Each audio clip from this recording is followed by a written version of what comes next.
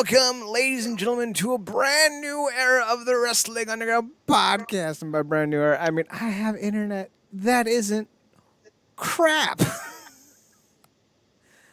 For old acquaintance be forgot and never brought to mind. I am happy. If we have any internet issues, I am, as the kids say, yeeting this Verizon modem at the Verizon store I got it from, being like, "Your shit's trash, homie." I could pull that off when I was 18 and get away with it, but I could not get away with that.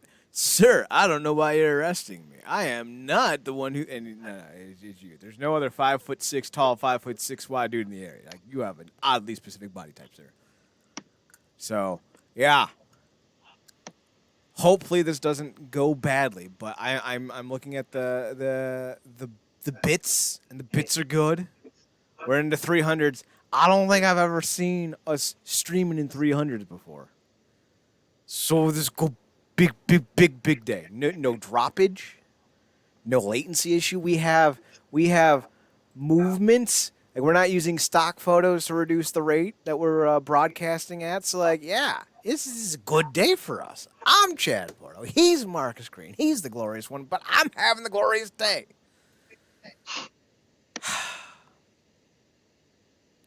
Yeah, seriously, my Mbps's were at a 5 before. Not now. While streaming, I got 150 with a 20% upload. So, like, not 20, but percent, but a 20 upload. So, like.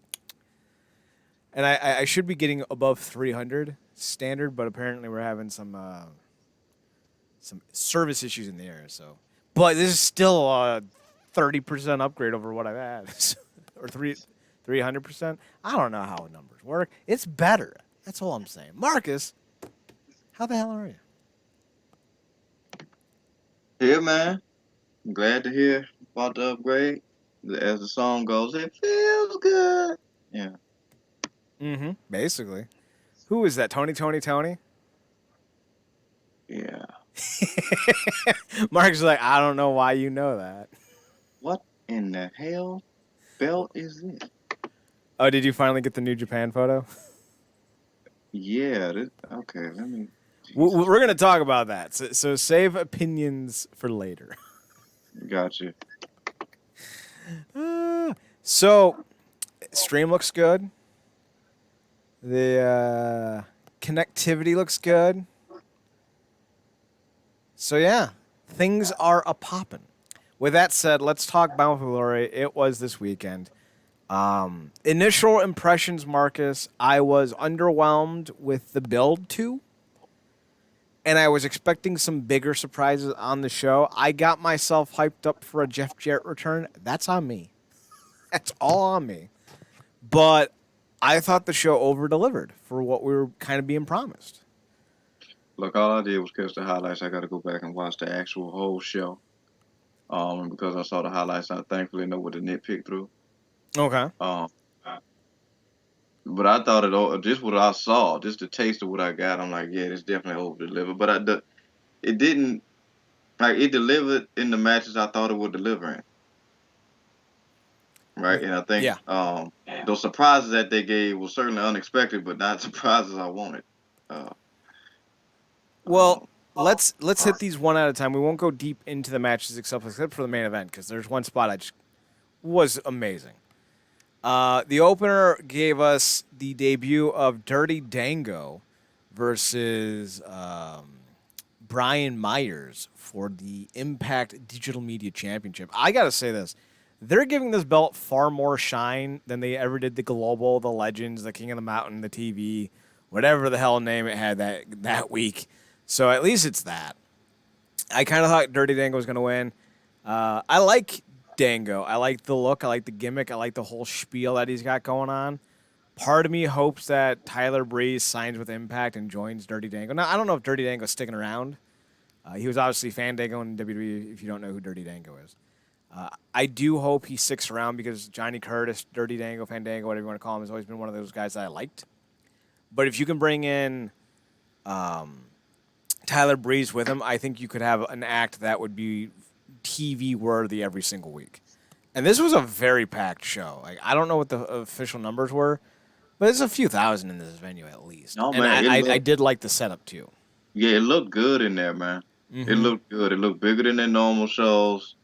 The crowd was really into it and hype and stuff. And obviously, like you said, the matches certainly, warranted that. And it was good. Like you said, the build, because I've missed quite a few impacts, so I think I'll definitely take your word for the build. But um, yeah, they definitely over delivered, which they should do. It's literally the biggest show of the year. Well, You to know. kind of contextualize what I mean by that, even the guys at Jitsu, Powerbomb Jitsu, go follow them on Twitter. Even they thought, and they're pretty pro Impact. Even they thought that the build was a bit light. So if they're saying it, then Yeah. that's they're pretty pro Impact, and they don't criticize the product often. And I agree Yeah. with them. I thought the build was a bit lacking. The match with Fandango was fantastic for what it was. Like it wasn't 5 stars, but then again, I'm kind of Marcus. I feel like I've matured. I don't like grading things in stars anymore. I think we need to go back to the old Game Pro magazine style of grading things. Because I don't think you need a high work rate match to be a good match. Like, I think about 2011 Sting Hogan match. Like, that match was a little slow, a little clunky. You know, they were limited in what they were doing. Sting was 53, I think, at the time, or 52. And Hogan was racist. Still. Then, now, forever, Marcus. Oh man. If your internet dictates the pace you're saying it is, we need that banner. It's a racist there now, fella. Oh, I'll get that image up for next week. Because actually, somebody just posted on Twitter a couple days ago, or retweeted on Twitter a few I days saw ago. that. Yeah, That corny talk crap. exactly. And the thing that really kind of irked me was I never saw the conversation with his son in prison when Nick went to jail for killing a dude. And when I saw that, I was like, holy hell. Because it really does recontextualize some of the whole Hogan woe is me-isms that he spun out there. So, yeah, what are you going to do? That said, I know what we're going to do, and we're going to move on. Brian Myers with the belt. He still won. The introduction into the Hall of Fame for Raven Marcus was honestly one of my favorite things on the show. I had spoken before about how when they brought Raven in to do commentary for the Sami Callihan Housework Orange Housework Clockwork. God, what the hell is that name? Yeah, Clockwork Orange. Yeah. House of Fun match. There it is. So when he came in for that, his I don't know if he was disinterested, didn't know what he was doing, drunk, hot, whatever. But he definitely didn't give it his best effort. This, however, I'm not saying this because I'm an Impact fanboy. Because I really don't think I am. I criticize the company quite a lot. But I feel like this was maybe the best speech anyone has ever given in any Hall of Fame ever. Because Raven not only was very honest, he's like, dude, like I got personality disorders that were a big problem in my life. And I got those under control now. You know, I'm not drinking. I'm not doing drugs. You know, I got a thing with my shoulder, but I'm also like super nervous to be here because like this is a big deal. And he thanks everyone. He thanks Tommy, and he's just going through and he's thinking all the people that helped him get there. And it was really sweet and it was really profound. But he's also like, you guys are cheering me and it's making me want to cry. But you got to understand that the boos always soothed me. So if you could start booing me, I would really appreciate that. So the crowd starts booing him. So then the speech comes to a close, and he thanks Tommy, and he's like, thanks for always being like the guy who was always there to balance me out and be my perfect foil for 30 years. So they hug. Raven hits Dreamer with a DDT, and the crowd boos him, and he's just like encouraging them. And I'm like, this is the greatest way to end a speech ever. My only complaint is that it was on the pre-show, which granted was free on YouTube, so you could go and watch it. And I think that, opens up the possibility of more people seeing it. But it also felt like it could have been on the actual show itself. And you could have moved one of the matches to the pre-show instead. I think that would have been a better way to do this. But I loved it. It was, even with Sting's speech, which I thought was fine with Impact, but Ravens just knocked it out of the park. And I was so happy to hear and see him, and it was remarkable. I would like to see more Raven. Plus, he came out in like snow boots. Because you're not going to tell Raven how to dress. So I appreciated that. That was pretty dope. It was good to see him. And, Raven's pushing 60, and he looks pretty good. So I'm happy to see that as well. Look, man, them EC, ECW, correct? Yeah, those guys, man. Most of those guys are lucky just to be walking still good, you know.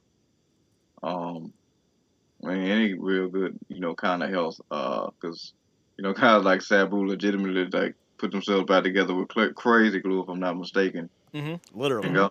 And God knows what else, um, they gone through and put themselves through. I mean, much as I detest the build of Tommy Dreamer, I mean, with everything he's taking himself through, can you blame him for not caring to get in shape? No. And I mean, really, I mean, for him still be doing what he's doing, he probably, it's probably better that he's, fluffy. Let's go with that. So, shockingly enough, I just kind of found out that Shane Douglas is also still wrestling, and he's 57, 58. I guess he's got more in common with Ric Flair than you would like to admit. Oh God, yeah, but I mean, look, man. I mean, when you see the guys in the Midnight Express doing goddamn Canadian destroyers, yeah, and they're in their mid to late 60s, and actually better than dudes that's younger than them in the business currently. It kind of, it's a motivating factor,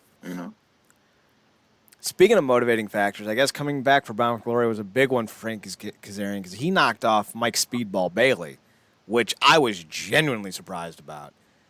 The story they're going with, for little spoilers, is that Kazarian's going to be next in line for Josh Alexander via option C, and then they're going to do a tournament to crown a new X Division champion. All that's fine by me because I think Kazarian versus Alexander is going to be a hoot. And I think they're going to be, what is it?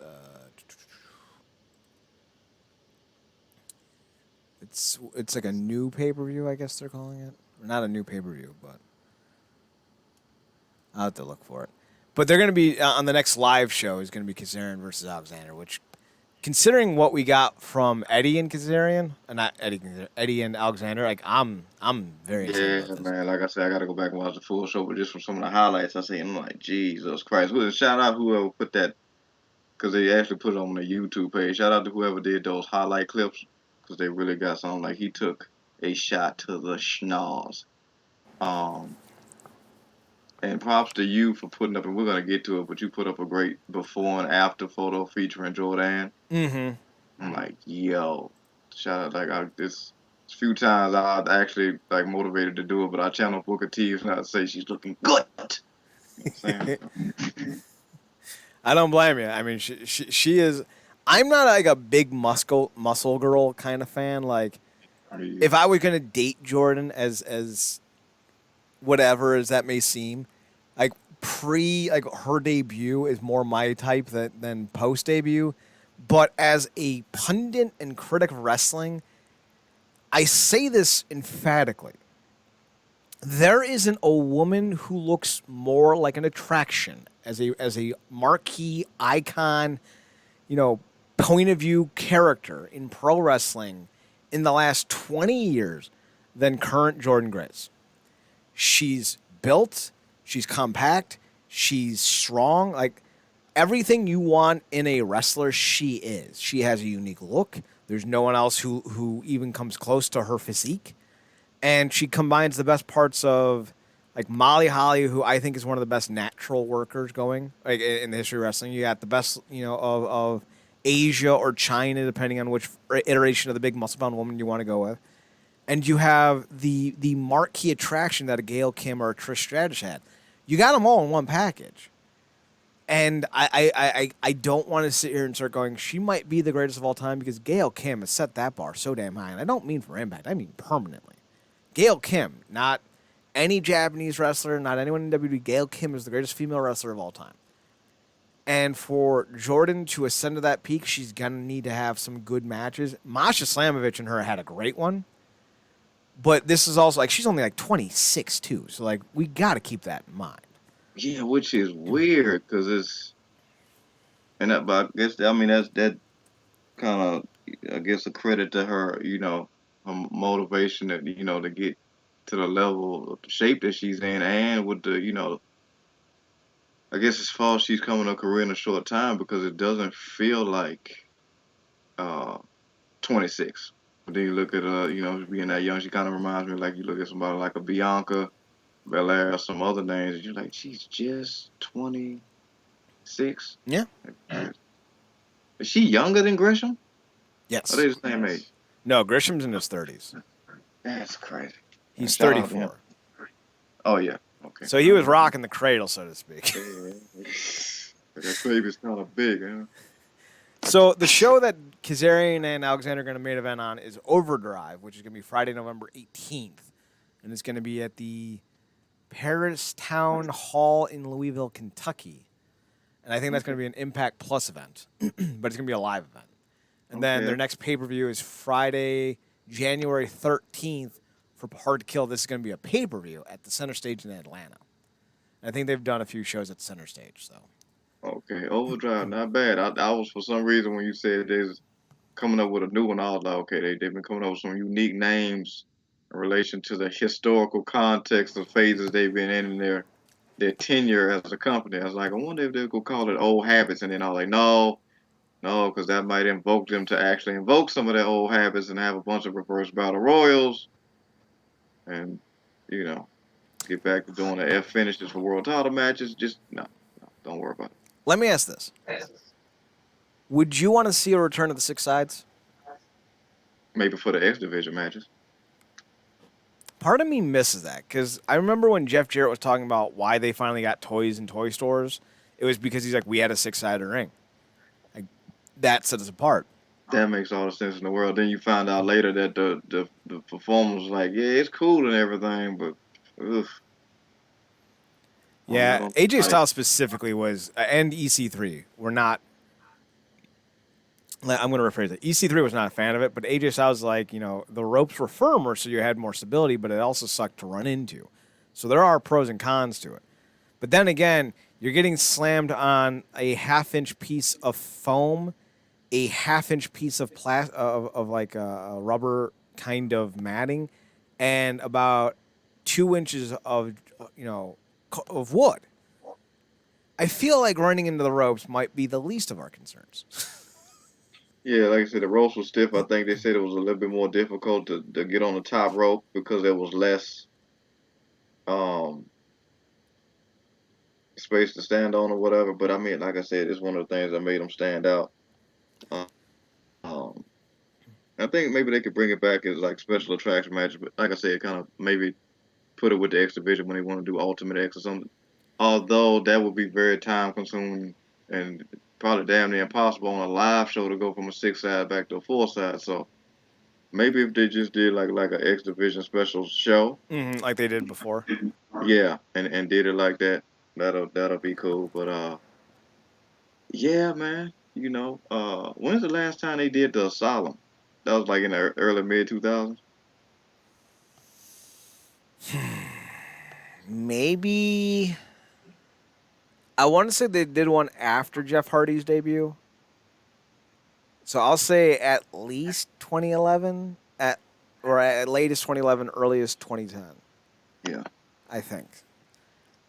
So speaking of throwbacks, Frankie Kazarian went all out. He hit he hit all of his classics. Yeah, man. And it was great to see. And Kazarian is not a young pup. Like he's up there. No. I think he's like 44. Yeah, we had talked about it, man. I was like, I kind of want to see that old cast because, I mean, that classic early day TNA cast when he was just going all out. Like he, maybe behind AJ Styles was the guy you watched for. Him or Chris Sabin. It was either Styles, Sabin, or Kaz back in the 03, 04 era. Yeah. So he's 45, and he looked fantastic. This was a really great match. He had all his big spots. I forget what he called the kind of like the reverse inverted tombstone, where instead of like being front up, he's got the guy over his shoulders with the legs, and he drops him out. He did that. He hit all of his signatures, but he also hit the flux capacitor from the top rope. It's what Yeah, makes time travel possible, and it was awesome. But the real shocker was the fact that, at the end of the day, Kazarian won.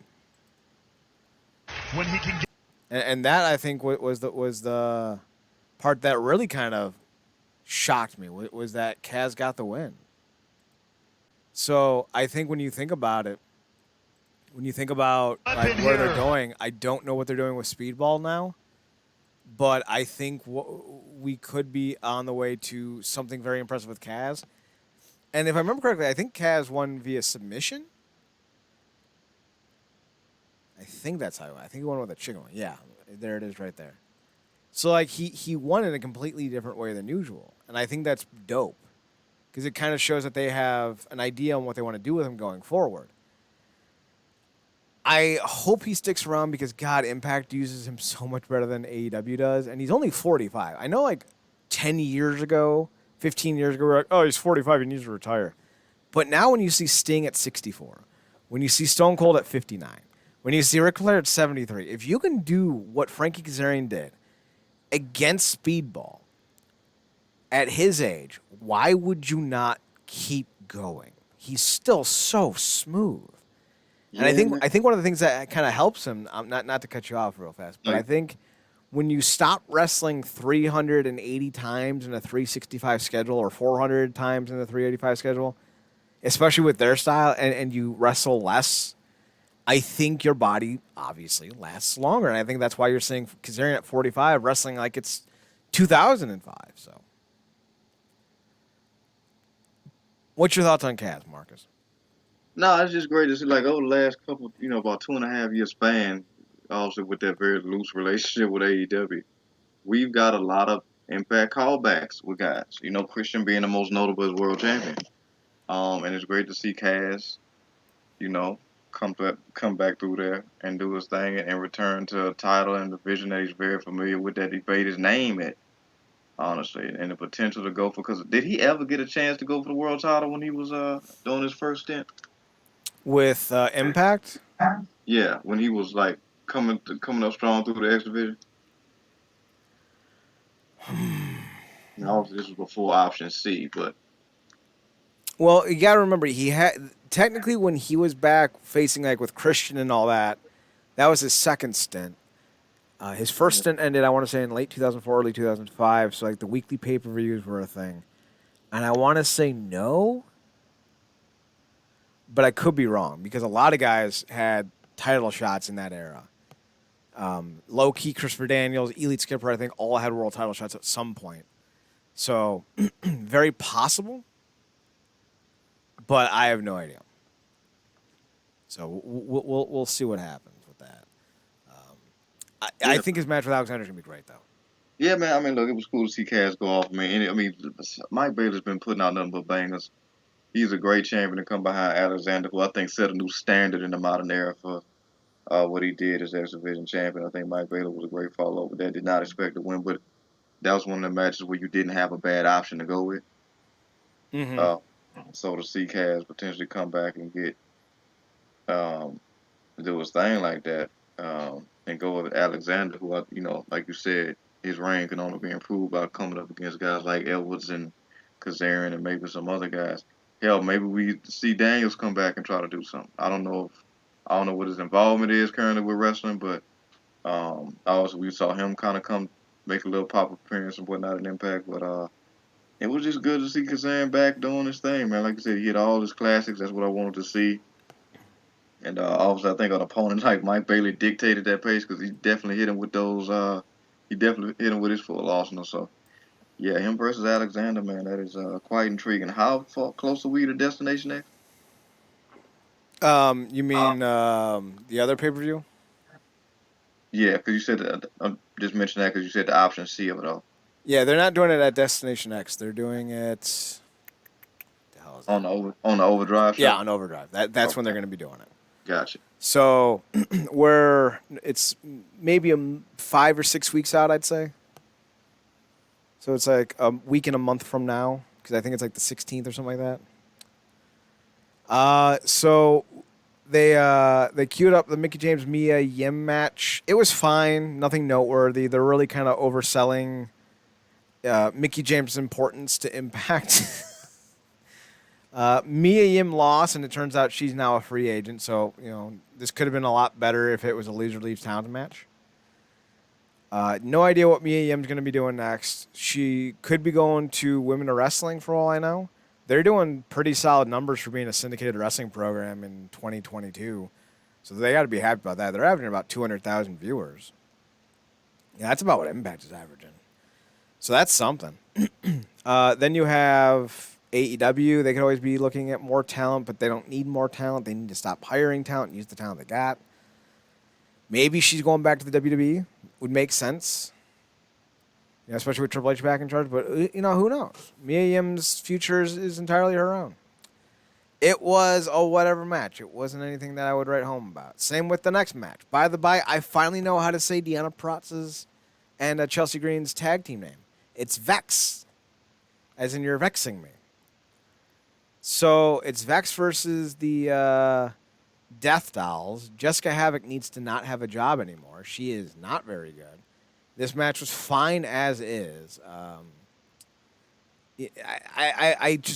know they hire some of these people because of who they're with. Like Chelsea Green's not a good worker, but they want Matt Cardona, so that's why she's here. That's why they brought in Brandy, because they wanted Cody. So again, I'm kind of sitting here going, can we stop doing this, please? Like, I don't want to see Jessica Havoc and Chelsea Green. Like, they're not very talented. There's so many better women wrestlers out there who deserve this spotlight instead of these two. So I would say skip both these matches unless you want the full, long-form Impact Wrestling Bound for Glory experience. The Death Dolls get the win, and I'm sitting here wondering why Rosemary was left out of the shuffle. So I was gonna ask you, is my baby hurt? no, they're just trying to build up the storyline between Jessica and Rosemary, I guess. Piss off. Look, we don't make it a habit here. Our listeners, we try not to make it a habit here to be, a-holes for no reason, this, that, or the third, specifically the body shaming to do nothing, out of the way with the women of it all. We're aware. We try to be. But she was moving. She was very lummoxy. She's very lummoxy. It's not looking good. It's not looking good on any front. Not aesthetically, not movement in the ring. I'm just sitting there like, even with her not necessarily in the gear she was when she was champion all those years back, going red for blue with Jade, Rosemary is still levels and levels above Havoc. And it's not even funny. And the chemistry just between her and Valkyrie in general let alone is good enough to watch without them even getting in the ring. I don't know why. I don't know who she got it in with good there. Sami Havoc, I'm not Callihan. saying she. Yeah, you're right. But this is not good. And like I said, of the people in this match, I was only there to see Taya because I don't, I like Deanna, but if I got to miss her so I can miss Chelsea, they can both go. And like I said, Havoc is a non-starter. So Havoc, like Sammy, have really put on weight, especially Sammy. He's gained a lot of weight recently, and that's not a good thing. And people think when we talk about weight in wrestling, we're like, oh, you're body shaming. I don't give a shit what their body looks like. But they're athletes, and what they do is an athletic competition. They are legitimately individuals who go out there and put their bodies on the line, and the healthiest people are the people with the more athletic frames, especially in wrestling. So when I see Sami Callihan, Eddie Edwards is another one we point out a few times. I don't think Eddie's nearly as bad as Sammy, but Eddie's not nearly as in shape as he used to be. And Jessica Havoc specifically, like when we look at those three, like these are individuals that their performances have at times declined. Eddie is still one of the best workers in the company, but he is not as good as he was 5 years ago, 6 years ago. And that's partly because he's no longer in the same shape he is. because you got to remember this isn't an actual competition of skill. It's a competition of endurance. You are only as good as you are in shape. If you aren't going to be in shape, you can't keep up with other guys. The days of Samoa Joe being Samoa Joe are long gone because he's gained 75 pounds and he can't do what he used to do. It's not because he's older. We saw Frank Kazarian. If you are in good shape at 45, you can still do the things you used to do in this ring. But the more weight you carry, the slower you get, the worse your joints hurt, the harder it is to keep your cardio up. These are just biological facts that we cannot argue. And Jessica Havoc, I've been watching her since 2009. She's a local from Cleveland. My friend used to be not a big star in the local regional scene, but he was somebody that people had hope for in terms of being a headliner. And I saw Havoc, 13 years ago and about 100 pounds ago, and she wasn't athletic then either. So you put all this extra weight on her, and she's still not moving that well. And when you don't move well in the ring, when you don't have great footwork, you don't have much options. Like the pinnacle of being overweight with bad joints and terrible footwork was Abyss's last match with Grado, where Abyss just stood in the middle of the ring and Grado did all the bumping for him. Like, that was a terrible match. Should never have been on the air because Abyss was long past being someone who could actually be useful. So when we see Sammy and Jessica and other guys and gals allowing their weight to spiral out of control, it does not help things. And I don't know why we have to turn a blind eye to their athletical abilities and the detriments that they're incurring with their bodies and pretend that ignoring it is us being, body conscious and body positivity. I don't mind people who look different. But when you're putting a product out there, you got to make sure the product's good. Jessica Havoc does not make the product good. She is not very good in the ring. She is slow. She has bad footwork. And everyone else is the one working for her. And now in the 80s, that works. We are 40 years removed from that. It is time to adapt. So I think it's time to let go of Havoc. Let her go off to the ether. If Sammy's going to continue to put on weight and decline in ability, it's time to let him go too. Because you need guys who can not only deliver in the ring, but on the mic. And if you can only do one or the other, there's only so many spots in this company for that. Sammy used to be a guy who could deliver in both. But I have not been impressed with him since he returned from injury. So I really think Scott D'Amore's got to have a meeting and be like, y'all, we are athletes. That means putting in the work in and out of the ring. Because you would never see Seth Rollins work like that. You would never see Brock Lesnar work like that. You got to have the same attitude in and out of the ring. There's a reason why there's a reason why Jordan Grace looks like a star and someone like Tasha Steelz or Kylie Rae doesn't, because they're not putting in all the same work. Jordan Grace looks like a legitimate phenom of an athlete, and she's doing it naturally. So when you see her, like, I could build a company around her.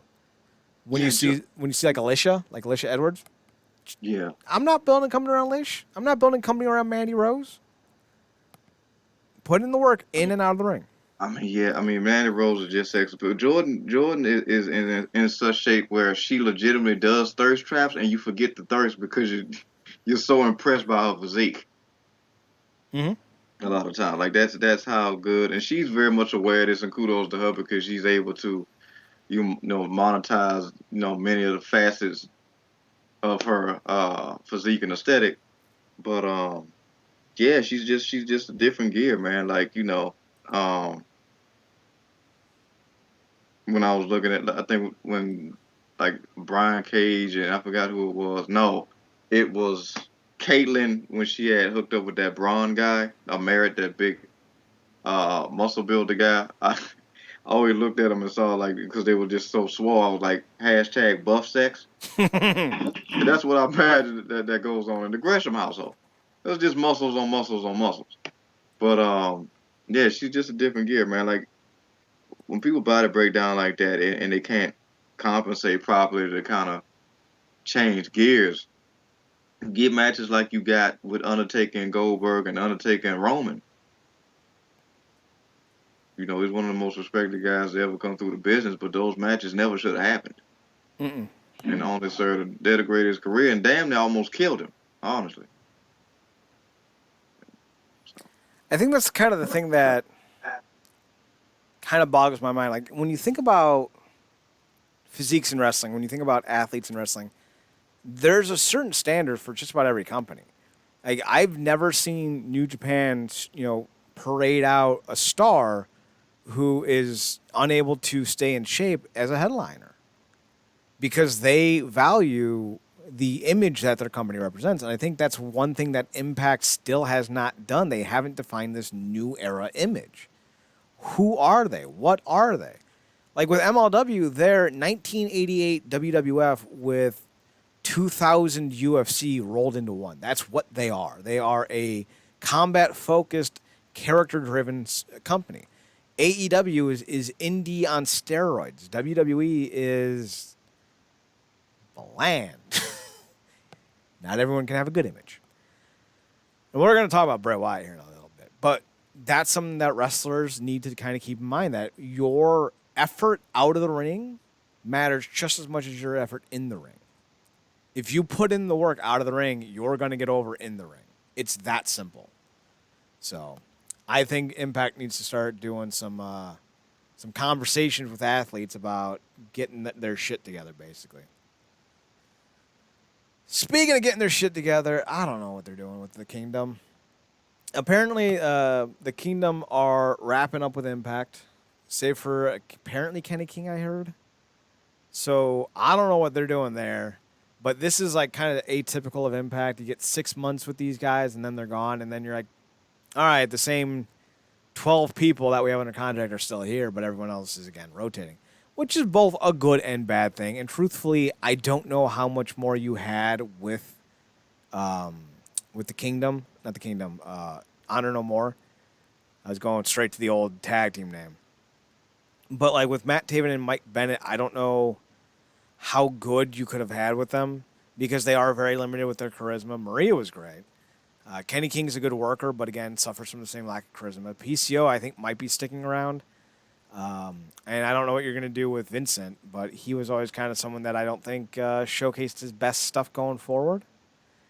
So I don't know, but apparently I don't know more is wrapping up, which is odd because the Motor City Machine Guns let loss at Bound for Glory. Now, I do know who won. Like, in terms of, like, who the new tag team champions are, and I don't mind it. But it's another wrestler that could stand to lose some LBs, especially at his age. So I hope that Impact kind of has a bigger idea, like a more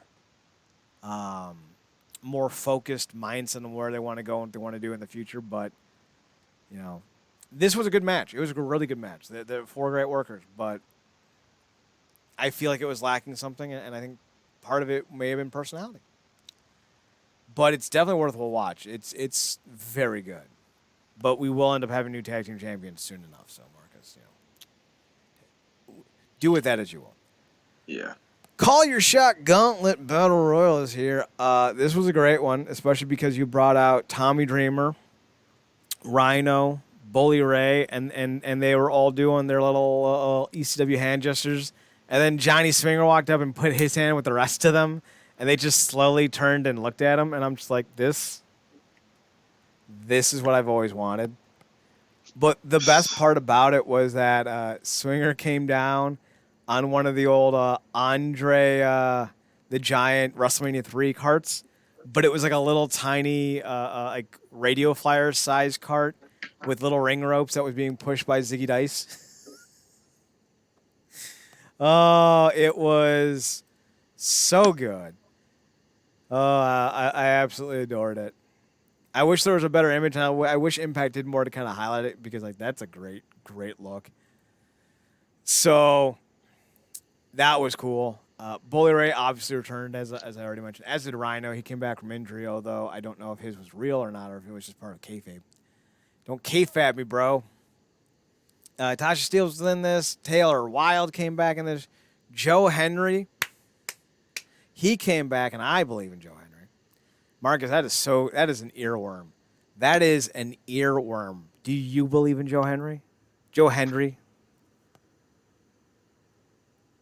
I believe of him. Believe Even Joe Hendry.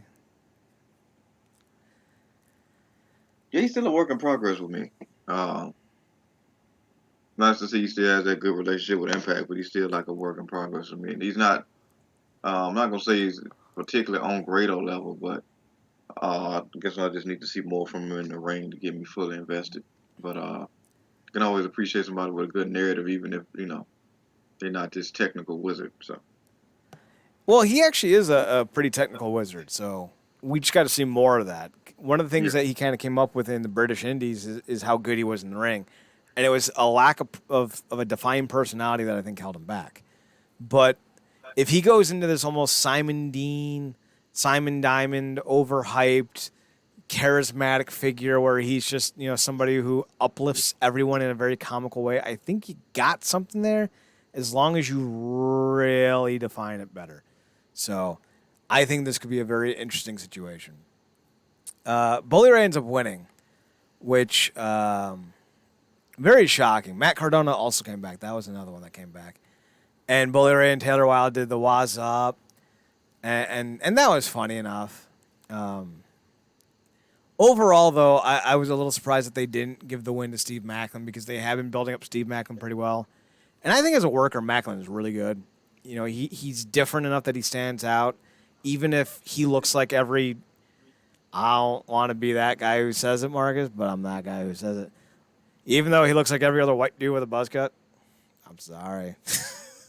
No, he does look like somebody would be named Buzz. Yeah. He looks like somebody who probably has dip in his back pocket all the time. Talks about his rifle collection, including the one that he took from his Nazi killing great grandfather. He seems like the kind of guy that's got at least 3 different flags on his walls in his home, only one of which is the American. So he is that guy. Somebody that would have got along really well with Cobra Kai season 1 Johnny. Yeah, or Seth Rollins' girlfriends or ex-girlfriends. Yeah. I'm not saying he's a Nazi fucker. I'm just saying he's got 99 problems, and that might be one. So Macklin he's got, I think, the foundation. He has a very unique style. He's chaos incarnate. He slams people with his body. It is a very physical style that sets him apart from a lot of people, especially in the Impact locker room. Yeah. I think he needs a manager. And I think he needs an update on his trunks or his tights. I think he needs a more specific look, more defined to him. But I think you got something there. Maybe not a world title contender or a champion, but someone you can rely on in the mid card. So giving the win to Bolio over Macklin, to me, made no sense. Look, this is gonna be where we're on opposite sides of it. I did not enjoy it. The minute they brought those throughout, now I'm like, they brought Dream out as Purgatory. It was always good to see Rhino, and I could care less about Bullet. Bullet ran me away from RH. And it was obviously that character started in Impact. Mm-hmm. So that we saw from the inception how he grew out of Team 3D of it all. But so that was cool, a cool element of it because we hadn't seen him there for years. But it didn't do nothing for me. Then when they gave him the win, I'm like, what was that for? And to your point, I think Call Your Shot is perfect for somebody like Macklin, who the way he's been built up in the company in general, he just calls his own shots anyway, attacking people at random, starting beefs because he's in the mood for it, or he thinks he needs to knock somebody down a peg. Now he has an even more motivating factor that he just go after a champion. It's like the perfect fit, but much like you said, like you would keep the belts on somebody who's on their way out. This is another fuddle brain decision. Like for as far as the company's come in the past, about 5 years, they still making these harebrained decisions that make no real sense. It's like I get that you want to celebrate people and give people these participation trophies, but you got young guys that need this. Well, Bullet Ray don't need nothing. He's what a 2-time Hall of Famer, former 2-time world champion. He needs nothing from this company. Don't make no sense. I agree with you, 100%. I don't mind the idea of Bully getting a shot at Alexander eventually. only for Alexander to get the name brand win. And I'm not going to sit here and be like, well, he's 51, he should retire because I just put over Kaz at 45. Bully's Yeah. still in great shape. Yeah. The problem is Bully apparently has issues with concussions, which is why he went from wrestling, let's see. He went from wrestling 99 matches in 2016 to 32 to 25 with Ring of Honor. Right, was that 2018? So he had 18 matches with Ring of Honor in 2018, and then in 2019 he just had 7, and then in 2020 he just had 2, and then since 2020 he's only had he had 3 matches in 2020, 2 matches in 2021, and 10 matches in 2022. He clearly can't go at the same rate he used to. Something is clearly wrong with him physically, which is why he's not wrestling as much anymore. Now maybe that whole head thing was just an angle that got really sold really well. Maybe it wasn't. So I'm looking at this kind of perplexed, thinking to myself, if he does have issues bumping, what's the point? You know, if you bring him in for a one-off like what they did with Hogan, with Sting and Hogan, that's fine. But if you can't actually bump, then why would you be in a world title match? So I'm curious to see how that's going to go because he didn't do a lot of bumping in this match. Maybe that's just kind of one of those things that happened without it being like something that was, you know, like a coincidence more than anything, but it also may not have been. So we'll see. We'll see what happens with this. I'm not very excited. Yeah, I'm right there with you, man. Like I said, Macklin's the guy you go with. I feel like we've seen Macklin. I feel like it's just with the two type of characters there. I feel like we've seen in some variation or form or another. We've seen Alexander cross paths with Macklin. Maybe we haven't.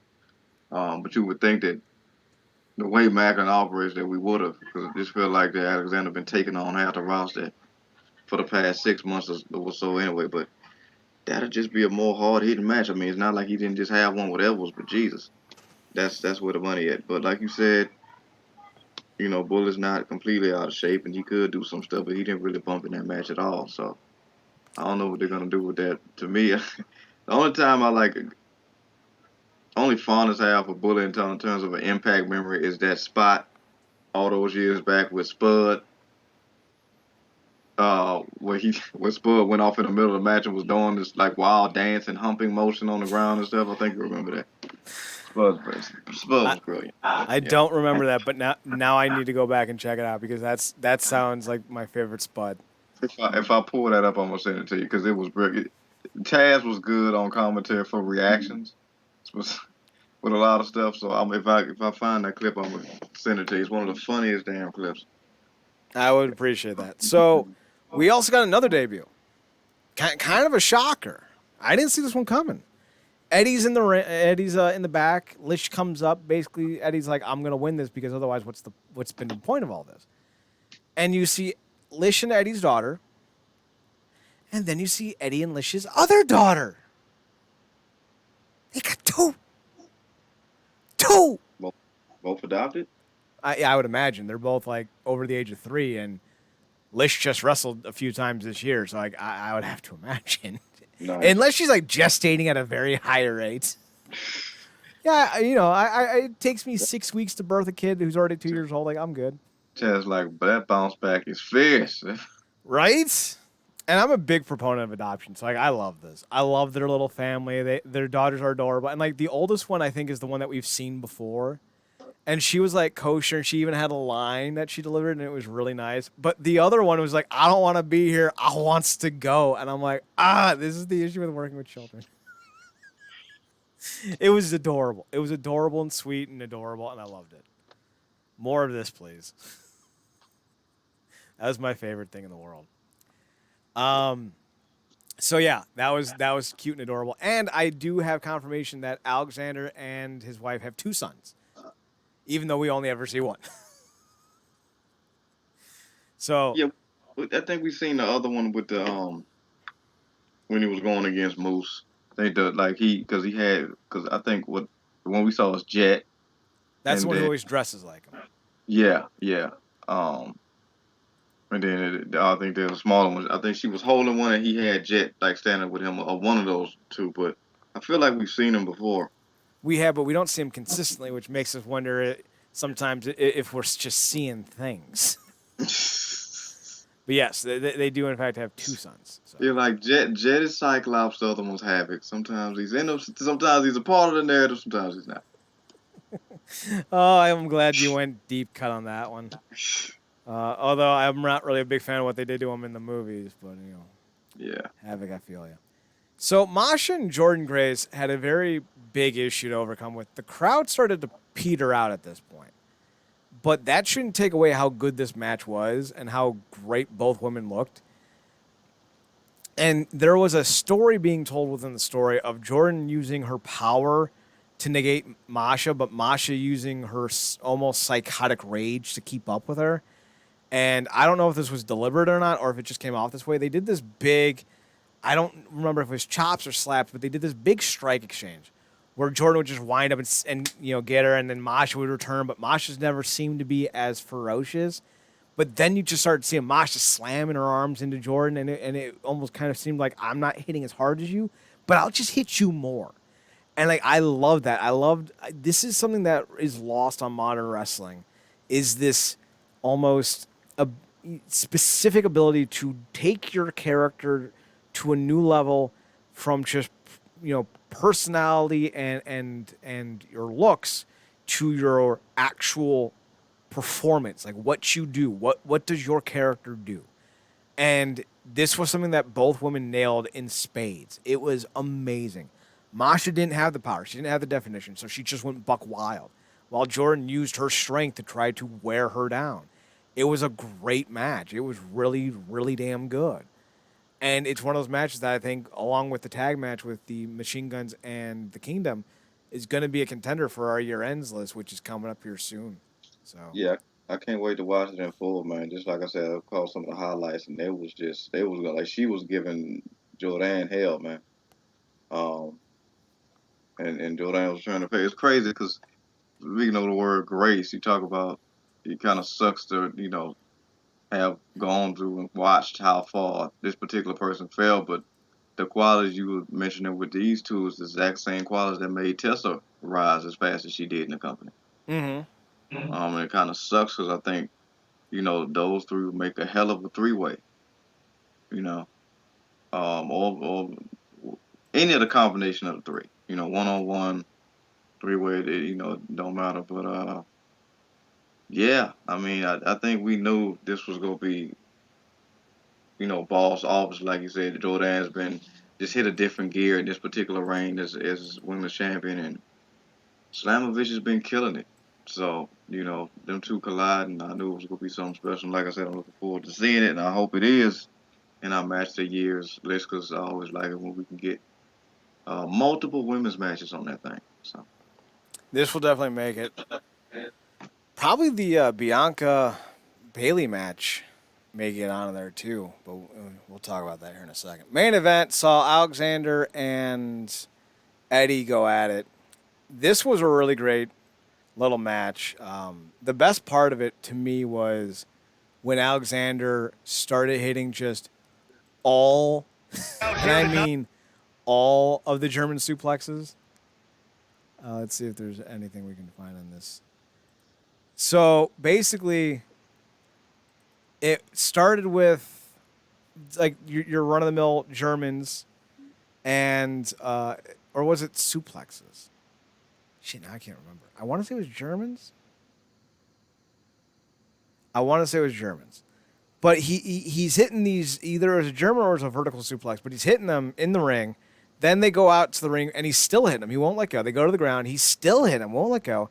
And eventually he takes Eddie right to the ring ramp, lifts him up, and slams him down one more time. And I'm just thinking to myself, damn, this is painful. This is a very painful thing they're doing to each other. And I was very impressed with it. Marcus, any thoughts on the main event? I'm just looking forward to again seeing it in full, man. I'm thinking about, I mean, look, they, like you said, this was a packed show, and a lot of times these Impact shows over deliver. You get at least a good 3 to 4 consistently good matches. You talking about the X Division tag, obviously the women's, and this one, which I very much I think we both figure would deliver just how.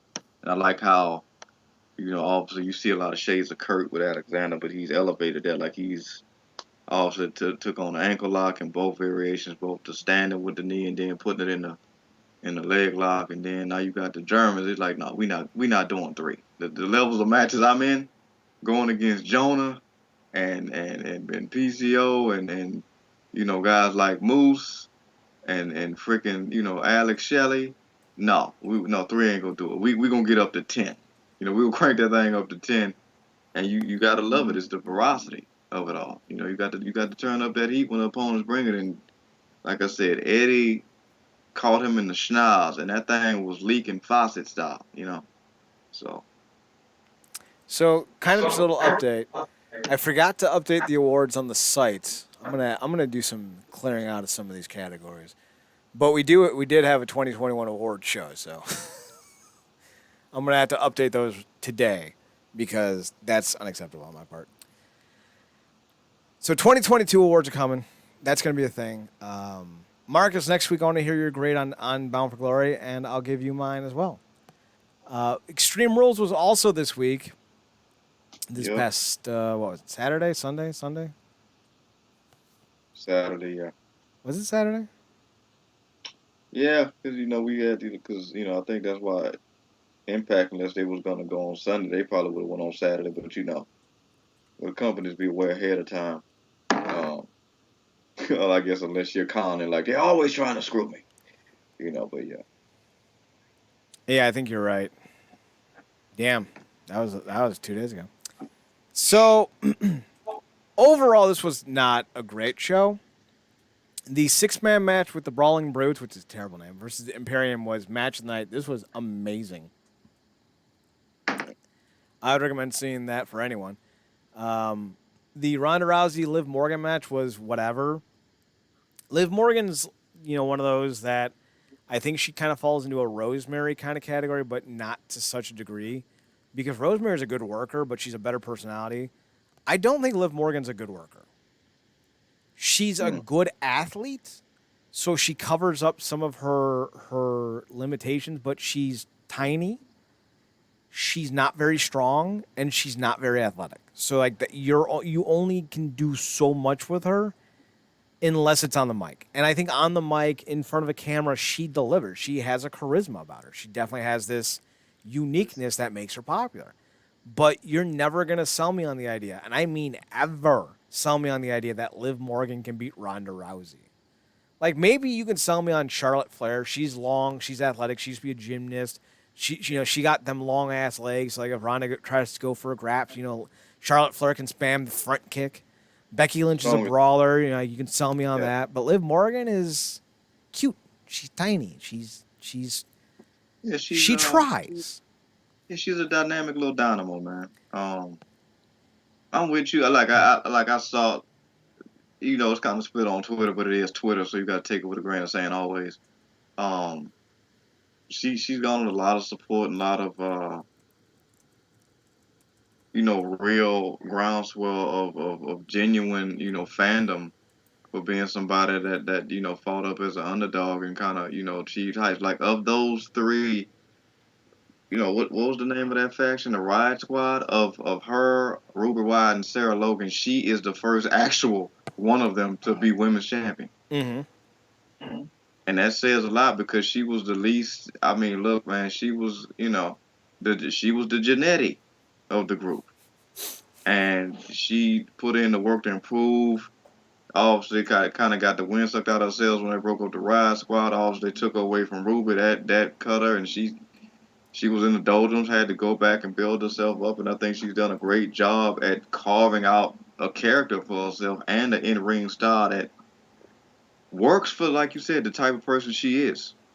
She's not going to be a Ronda. She's not going to be a Charlotte. Very few people can beat Banks. And Bianca Belair, I think, is a generational talent. But I do think she's carved out a spot for herself. That is credible. And they've done a good job at holding her off of losing to Ronda so quick. But that match had to go the way that it did.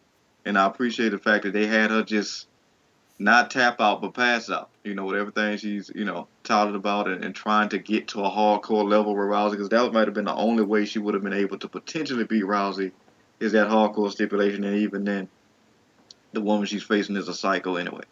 So, she had a good run, man. She had a good run. Most women never even sniff that title, much less, actually have it. So, One of the things that they're going to have to do is really make sure that they get her personality right, because the quickest way to ruin a character is to make them appear as something they can't possibly be.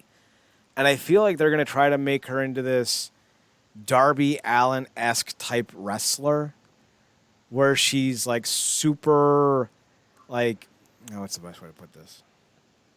Like, she did the big senton spot on, I think it was SmackDown.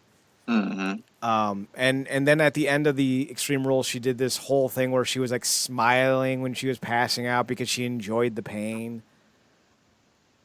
But then you look at her and she's properly manicured from head to toe. She probably spends more money on makeup than I do on rent. Like, this is not somebody who enjoys pain for fun. This isn't someone that goes out there and does big stunts all the time. Jeff Hardy and Darby Allin can't be the people they are. PJ Black, same situation, can't be the people they are unless they're actually doing it. Because, like, we smell bullshit. It's why it always comes back to the dynamic dudes. It's why Johnny Ace and Shane Douglas never got over skateboarders, because no one fucking believed they were ever able to ride a skateboard. It's why people kind of thumbed their nose at the Aces and Eights, because they literally could not ride motorcycles. And that was part of their whole angle. And like, they would literally have people start the motorcycles and then have the wrestlers like ride them like at 5 miles an hour or use their feet to pedal on the ground. Oh my God, I forgot about that. And that was in vignettes. Mm-hmm. Jesus Christ, that was hard. But that's just one of the many reasons why that faction failed. But Funny enough, that faction has a lot of fan support nowadays, but they didn't live through it. You can tell. You can tell these are people after the fact. which is worse because that's even worse because you're looking at it as as a concept and thinking it worked. Mm-hmm. But if you live through It had potential. It did. Like, yeah, it had its moments too, man. Like that long con with the Bully Ray of it all, and even though I'm not a fan of Ray, the way he kind of in character screwed over Hogan by potentially screwing over a littler Hogan. Not potentially. He even says, "I screwed you, and I screwed your daughter." So, Like it wasn't creepy when I applied my sunblock to her. But she's got a thing for daddy figures, apparently. but yeah, man, I think, and to your point, I want to say, I want to feel like they kind of just turned up that aggression level because again, she had to do something against Ronda, and the most believable way that she was going to look formidable outside of doing another regular match, because she got so lucky in the last one that they couldn't just do another regular match because it wouldn't be believable. She tapped out in the first 4 seconds, the first 10, I should say. So hopefully they don't take her that hardcore Darby route, like you said. And I've noticed it. Like, I've grown to have a huge crush on her because the girl's gorgeous. Mm-hmm. She's gorgeous, great smile, great personality, all that. But yeah, I hope they don't go the hardcore route with it because, like you said, it's not necessarily believable. Although they have kind of evolved her mindset as a character with the, needing to level up, because you have to when you're in the ring with, folks like Bianca. I was about to say Natty, but that's a non-starter. She has these tiers makeup that she runs with. Yeah. I think you need to steer into that. I think making her this like depressed bride or runaway bride kind of idea, where like she's always in her emotions to an unhealthy extent, kind of like bringing out the Ken Shamrock character from the 90s, but also diving into more what's the word? Varied emotions. Like, not just have her be always happy or always angry or always crazy or always whatever, but making it versatile. Like, have her wrestle an entire match where she's bawling her eyes out because she's so sad she has to hurt somebody.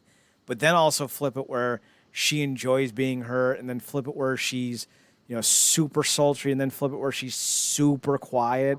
Just keep doing these extremes with the emotions. I think you got something there as a baseline, but you need to further expand upon it because like her just trying to be like I'm now hardcore. We're not buying it. You're 110 pounds. You're 5 foot nothing. If you jump off of a vert ramp or a half pipe, you're gonna break every bone in your body. You are rock star Spud with better hair. Which, let's be fair. I mean, look, whatever the guy's got going for him is working because his wife is on another level. Yeah, Um, she's got the same she's the same kind of wrestler that I think Spud is. You're not gonna put a belt on Spud. He's 5'1". He's 110 pounds. But you're gonna put him all over your TV because he's a character, just like Liv Morgan. So I think if you can further expand on this, this emotional aspect of her character, I think you got something. But time will tell. Time will yeah, certainly tell. But yeah. I'm sorry, the Italian Jersey girl being a hardcore icon or being like this newfangled alt extreme wrestler kind of character, like she's the female Tony Hawk. I ain't gonna buy it. Blonde Yeah, Snooki, I buy. hilarious. And technically, we already did that Jersey girl mess, specifically what you just mentioned with Mella in our early stages. So yeah, Can Mella and Chelsea Green just disappear, please, forever? forever. Speaking of forever, if I never see Karrion Kross wrestle another match, I'll be fucking fantastic. Jazz like you leave, you watch this. Yes, Karrion Kross is a less charismatic Davey Boy Smith, and I love Davey Boy Smith, but he's got the charisma of a pet rock. Now I want people to take this into context as listening. He's saying this. The guy was wrestling Drew McIntyre, and I think anybody that knows Jazz, this ain't a Drew McIntyre sycophant. Nope. Okay? He made Drew McIntyre look like Randy Savage with charisma. Oh no. He is. How much do you remember of Boy Meets World? Oh come on, man! You know that's our show. We love you all. So remember when Jack started dating Rachel, and everyone said she's too tall for you. You know how hard it is to reference that girl now and keep it on the show? Yeah, I do. That's why we said Rachel, not any other name. Ah, So I feel like Karrion Kross is too big to wrestle like he does and not be just constantly taken down. He's so lanky and so bulky and so slow that I don't believe for a second he can hang with most of these dudes. There's just something unbelievable about him being this grappler. A striker I could see, but he's not a striker. He's a grappler, and it makes no damn sense because he's very bad at it. Like as a with GFW when they launched, he was a focal point of the brand because he had a unique look, he had a unique style. He threw a lot of jabs and kicks and stuff, but he's gotten away from that. And I think if you can find a new way to bring out a strike first, strike hard Karrion Kross, you might have something. But he's not that interesting. He's not that talented in the ring. He's literally where he is as a draw because of who he's with. Like his entire shtick was, I'm gonna be like Woody Harrelson from Natural Born Killers. I'm gonna wear the glasses and everything. Except I never believed for a second that he was ever that intense. I kind of just see him as a cosplayer. Like there's nothing about him that makes me excited. I would rather watch Drew McIntyre wrestle Sheamus for the 45th time this month alone than ever watch another Karrion Kross match. There's just something about him that drains the excitement out of the air. And that is saying something when Scarlett literally does all of the metaphorical and emotional heavy lifting as the character. I don't. I just got shit. It's like going out to Bernie Mac with that. I can't follow it. But yeah. I mean, look, you're not wrong. I mean, Scarlett is a huge component of that. I mean, there was a spark there in NXT, but I just think that he also came in the era where they still had a lot of those guys during that time that the super indie guys when he came in.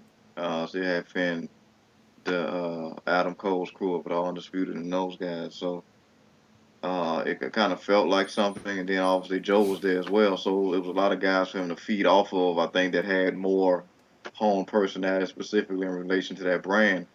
But going against somebody like McIntyre and Scarlett was doing the heavy lifting, and obviously he needed the win.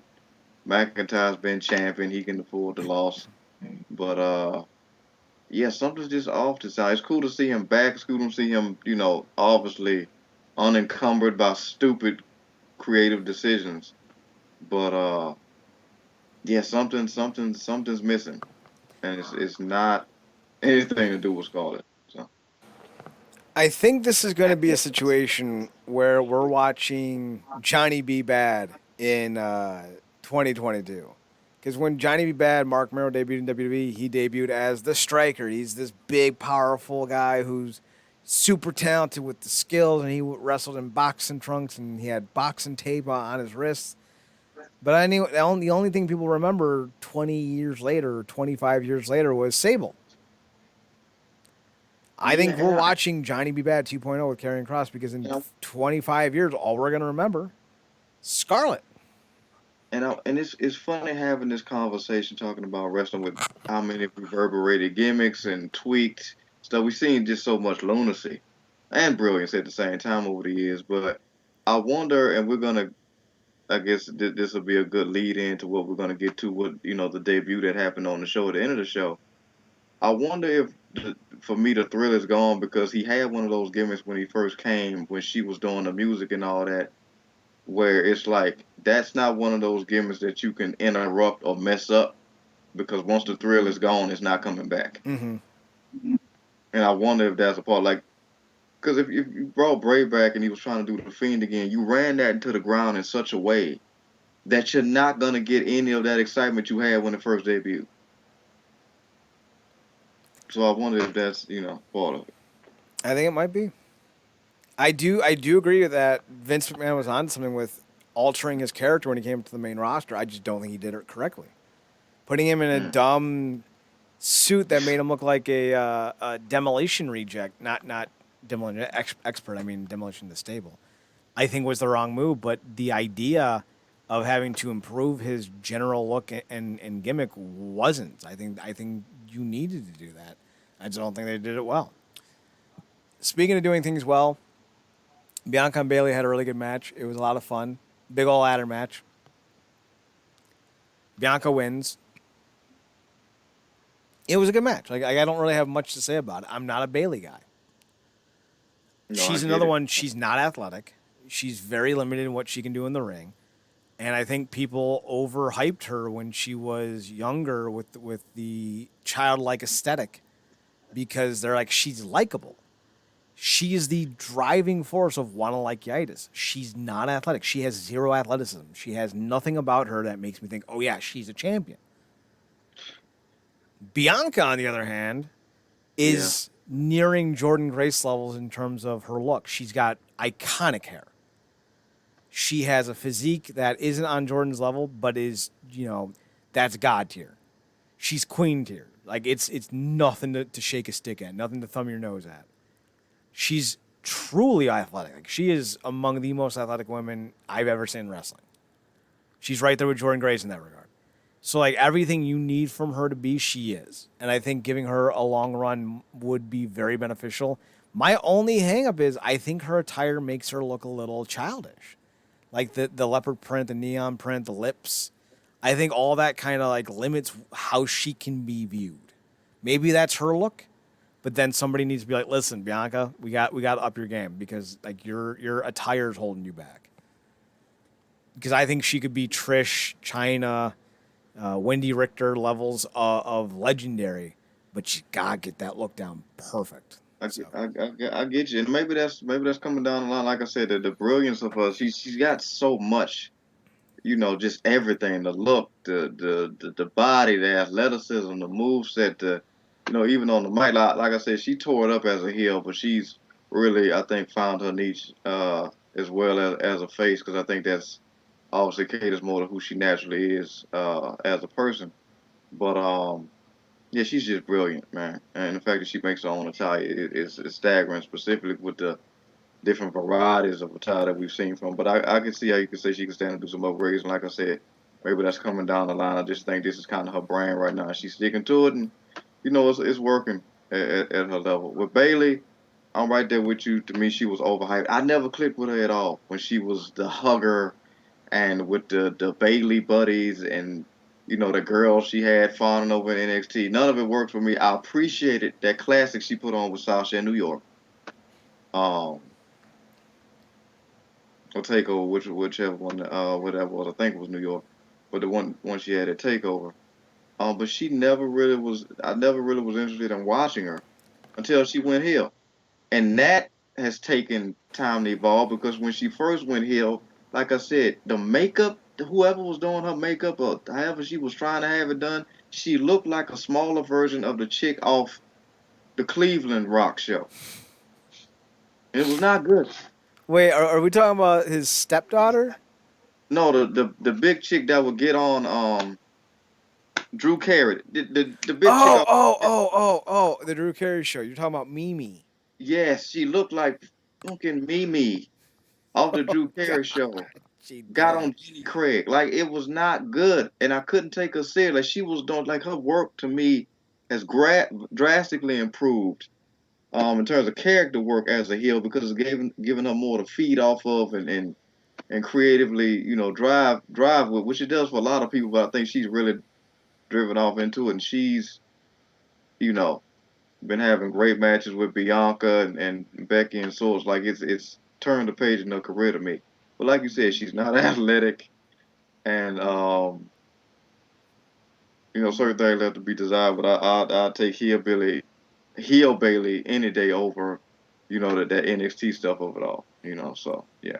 I'm on the inverse. I think the character, at least the uniqueness of her hugger gimmick, was so unique that you had a lot there, but you didn't have the creativity to support it long term.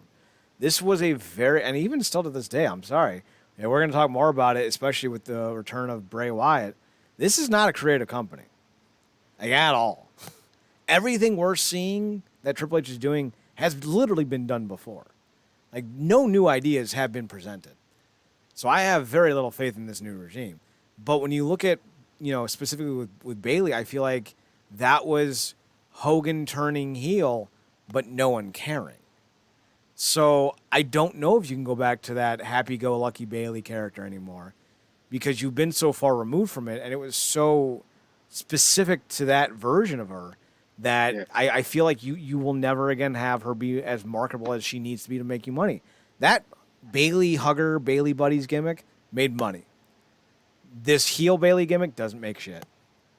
That's for sure. I there was a time when that good guy Bailey gimmick could have given you a world title run. Now I just want her off my fucking television screen. Because if she can't be a character worth watching, and she's just going to be angry, mean heel girl like every other WWE heel, why would I watch? Why would I watch everything Ronda Rousey's doing Bailey's gimmick better than Bailey. Because at least I believe Ronda Rousey can beat someone's ass. Just unless they throw strikes. Man, Then she's Ronda's fucked. yeah, I Head mean, look, movement! it helps. It helps that she's a legitimate badass and just a bad person. Yeah. Anyone who denies that Sandy Hook happened is a terrible fucking human being, and Ronda Rousey is a terrible fucking human being. You can hit me with I just think it's an interesting question to ask all you want, but the minute you start questioning whether children are dead, I want to take a baseball bat to your face. And you're a newer mom too. Now, Um, granted, to be fair, she made those comments before she was a mom. I would be very curious to see if she believes Sandy Hook is real now, because if she still thinks Sandy Hook wasn't real, baseball bat to the face. Sadly enough, because of the attitude we've seen her have and just her overall, I feel like that wouldn't really have a bearing on it. I'm afraid to agree with you because I think you're right. Because one of those situations where like it's not like was my kid involved, and then not, and she might not say it, but I feel like the energy she might give towards it, would maybe dictate that. But yeah, I mean, it kind of helps when you kind of she's not exactly pulling from deep places. A lot of that stuff is surface. Oh, I don't think there is anything deep in her, including her husband. oh, Oh! not the, that's a different type of KO. But Eh, yeah, one man. he'll never experience.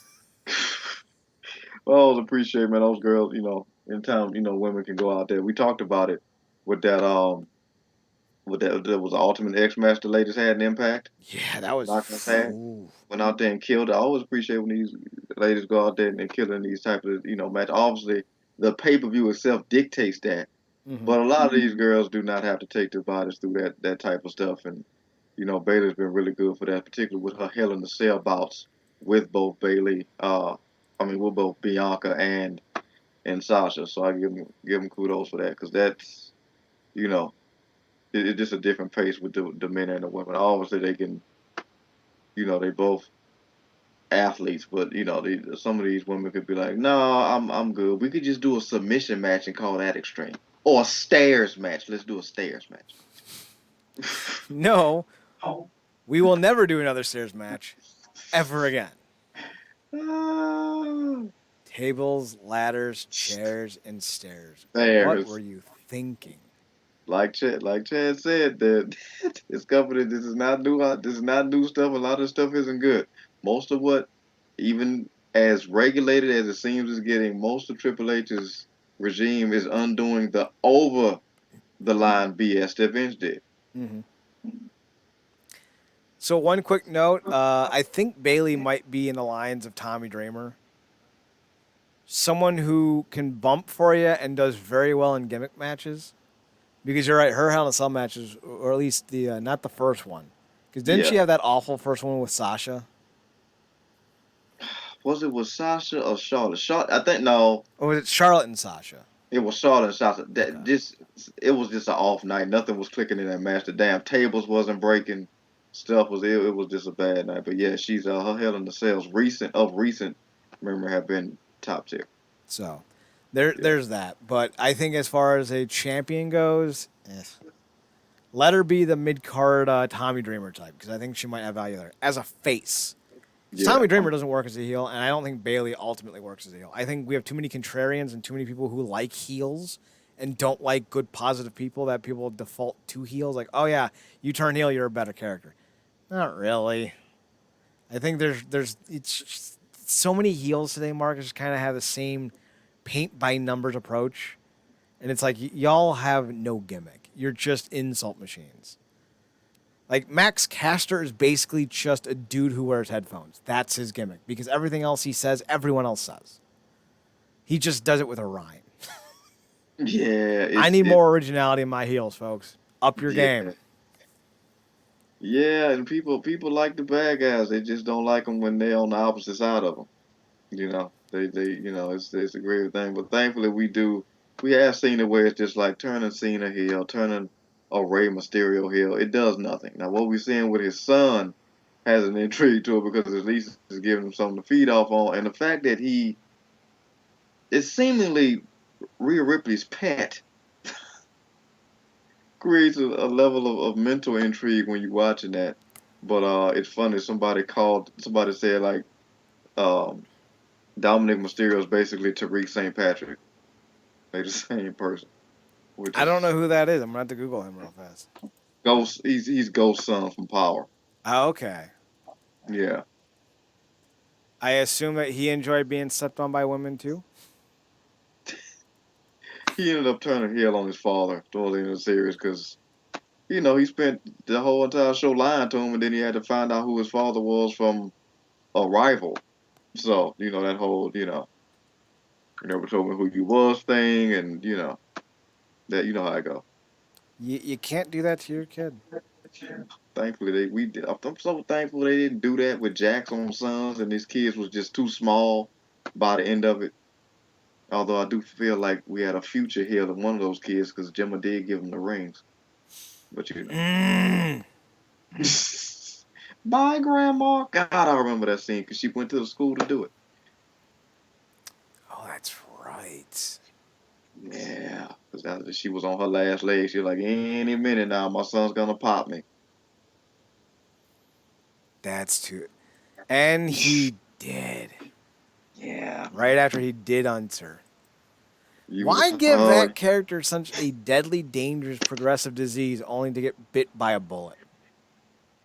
it's. I mean, that actor is brilliant. I hope he's still with us. But yeah, I mean, because they was going back and forth with the cancer for so long, you thought he was either gonna get caught in some crossfire as a cop, or the cancer was gonna get him. You did Mm-hmm. not see that coming. And for as much stuff as we had seen by then in that show, I guess you got to give kudos to the writers for like being able to surprise us even that deep in. Because I'm like, he really was just like in that much in love with Jim. That's nuts.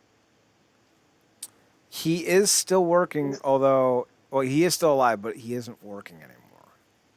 Mm. He hasn't made anything since 2018, 2019. The last thing he made was Deadwood the movie. That's a show I want to watch. I haven't watched that yet. I've never watched Deadwood, but I heard great things about it. Speaking of great things, I can't say that I quit match was because that was long.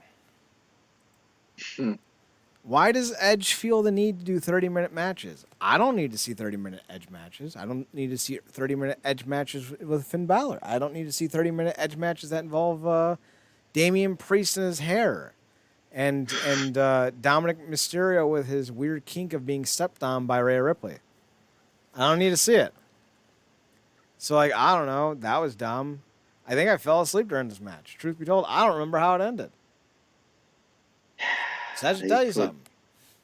put Beth in a concerto situation, forcing Edge to go, I quit, and then concerto her anyway. I remember Beth running in and getting concertoed. I just completely kind of miffed on everything else, apparently. So, you know, what are you going to do? Main event was even worse. The fight pit was awful. The minute you see anything with a balcony, you know they're going to use it. So, like, that's something that I think was not surprising at all. I'm like, Chad, we got a hell of a main event for you. We got Nazi fucker and wife cheater. Judge just goes, look, man, I know this is WWE Network. Y'all got any of them, instead of that, y'all got any of them Punjabi prison matches? Didn't have a balcony, but you know. we got a deadbeat dad and a Nazi fucker. I'm like, you know how slow Kali had to be moving for him to be on the second stage of getting out of that thing. Batista being on, like, I'll just jump. The best part was Batista spent like 20 minutes. No, I'm not exaggerating. A good 2.5 minutes on the exterior end of the cage, on the top, waiting for Kali to get to him. And he's just like he's leaning over, you know. He's like,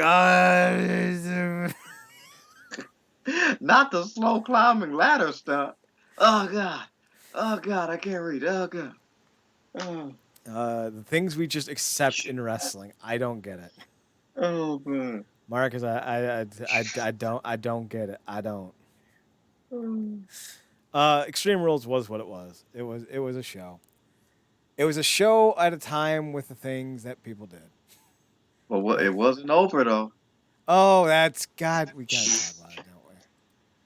So at the end of it, we get the least fucking surprise of all time in the return of Bray Wyatt. It was fine. Like little kids loved it. Like there's this little girl that was freaking out. Marcus, it's the greatest juxtaposition I've ever seen. She's a little tiny cute black girl, but she's covered in Fiend gear. I'm just like, huh. Didn't expect that one. But she's adorable. She's got a little Fiend plushie and her little Fiend mask, and she's jumping up and down. I'm like, this I can get into. Like little kids getting into wrestling, I love. Oh, But as a critic, I gotta just say, the fuck. look, man. Folks listening, for any stretch amount of time we've been covering WWE, you know, Chad is not a Bray Wyatt guy. You don't think he can go like that? Chubby, And out of shape, has no athletic ability. Yeah, I don't know. the Fiend Weird. thing had its moment. It had its time. Had the world on a swivel for a second. I guess you can add it with Fandango's music, Robert Roode's music, and some other gimmicks that'll come through the down the pipeline. But they ran that into the ground. It died a death.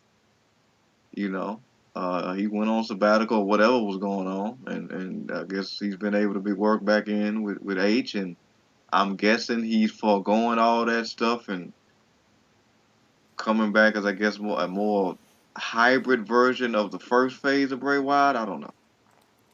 Well, there is some type of conversation about the Wyatt 8.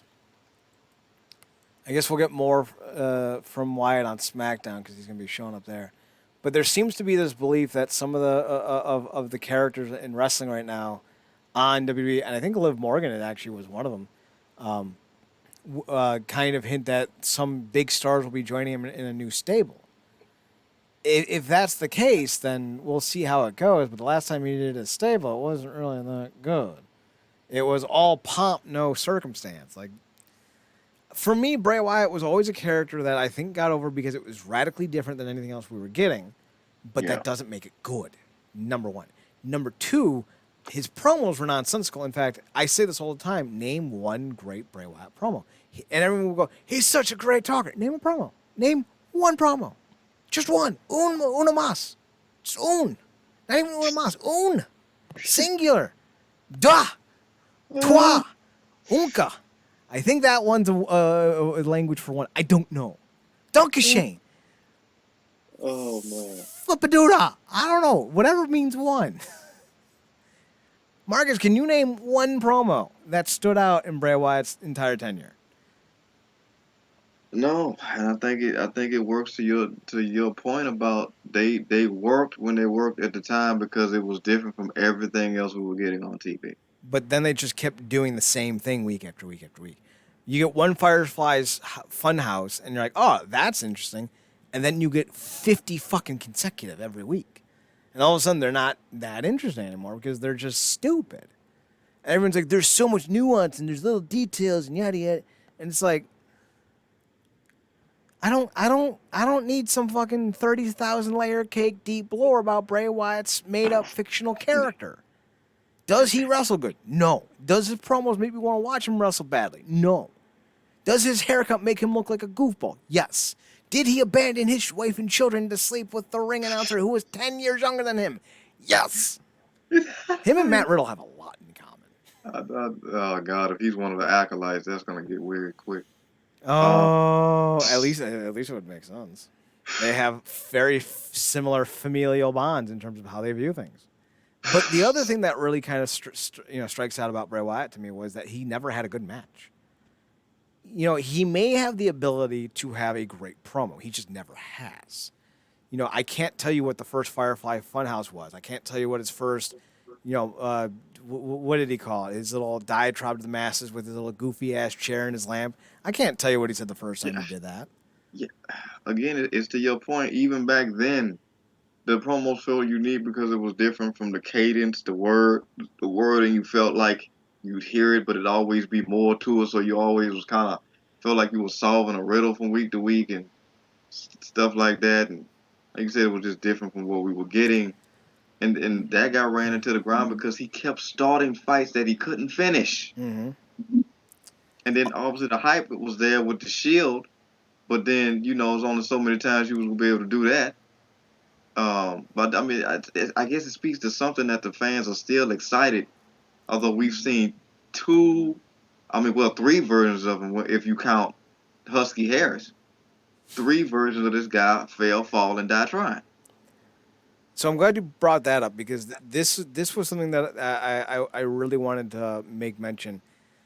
I genuinely don't think Bray Wyatt is over. And let me explain what I mean. This is AEW symptom. New name pops up, fans get excited because it's a big name. Oh my God, Bray Wyatt. But in 3 months, no one's going to give a shit. Because fans are so addicted to the debut that they rarely ever stick around for the run. You make your grand entrance, we're all hooting and hollering. You're 3 months in, and it's like, man, I want to see some boobs on this new Game of Thrones show. It's like, you're already gone. You're already checked out. And that's Bray Wyatt in a nutshell. He's someone who, he gave you a nice pop, gave you some nice wholesome memories. But also on the flip side, at the end of the day, he's also someone who has proven not to be a draw. He's proven not to be someone who can sustain viewership. He has a very niche fan base. I'm not impressed by him. I think as a worker, he's garbage. I think as a talker, he's very charismatic, but he doesn't say anything worth listening to. I don't understand why people like him other than he's different. And you can tell that this is a case with a lot of the audience because people who watch far more wrestling than the typical WWE audience, they're not Bray Wyatt people. You know, they see him as this entity that exceeds expectations in the company, but, you know, there are so many better talkers than Bray Wyatt, and it's not even close. I wouldn't put Bray in the top 50, maybe even the top 100 of the best talkers in the business today. And maybe I'm including some of the announcers in that as well, but still, that matters. So when it comes to Bray, it's like, all right, if you're excited, cool. I will never tell you not to be. But I have to warn you, the sheen is coming off of Bray super fast, just like it came off of Killer Cross, just like it's going to come off Hit Row, just like it's going to come off of all these other returning names. Because the debut is almost more important to fans than the character's shelf life. And we're going to see that on display. This is going to be a great experiment to see if my criticism has any value, if it's meritable. So we're going to find out in real time, and it's going to be interesting. Yeah, but speaking of great talkers, it's gonna be good to get one back in L.A. Knight. Yeah, That was great. And I loved how he's like, no. I gave you this on a silver platter, and you pissed it all away. I think she started to try to call him Max, and she's like, no. It's L.A. Knight. So that was great. And hopefully they actually let him wrestle and win. Because literally, this is a cat that can do an entire arc of promos, make them all different, make them all interesting, and get over. Like, he did the entire shtick. His entire shtick was talking in Impact. And then he did like a month where he didn't say anything, and he still hosted a talk show. And it was some of the most exciting stuff out there. I still love that great exchange where he went on that EC3 show and out-promoted the guy on his own show. They absolutely killed it. The Dummy is an underrated classic for us. And yeah, I mean, this is a guy that can leap to the top rope. Not a lot of people can do that. The guy's uber talented. I want to have hope for it because if this was that old regime, he would have just randomly popped back up as LA Knight for no good goddamn reason, and Maximum Male Models just would have had a woman running it. But the fact that they basically went the logical route, like, he realized it was as stupid to him as it was to us, and slowly got back in the LA Knight, that's a good sign for me. Now, also, like you said, him winning is a completely different story, but I appreciate the fact that they morphed him back in the LA Knight in a believable sense, instead of just having him randomly come out like it never happened, that he was in the ring pumping up these awkward looking poser dudes that look like they would have had a better time on the set of Brazzers than they was on SmackDown. Yeah, I wouldn't say Brazzers, but I don't know any gay porn companies, so. That's not even gay porn. I was trying to give them the benefit of it, but I don't know any gay. I was trying to give them some type of, they want to pose so damn much. But yeah, what do you think they're gonna do with the group? Trash it? Because those two guys are, I mean, even with this gimmick, they in indulgence, but they giving it all they got. I'm still trying to figure out who Mansois is. I know he's Mace, but who the fuck was Mace? Like, he was a dude who literally went to developmental, got called to the main roster, got put into a dumbass mask, and was told to go. And I'm just sitting there going, dude has zero name value. Speaking of, because I feel like one of those guys was with, or maybe I'm thinking of another guy. Oh man, yeah, no, that was the guy they put with Yeah, Marseille was Mace because it's still spelled Mace. Yeah, definitely Mace, because the other guy wasn't he with the guy with that was the cruiserweight with the long hair. Why am I blanking on his name?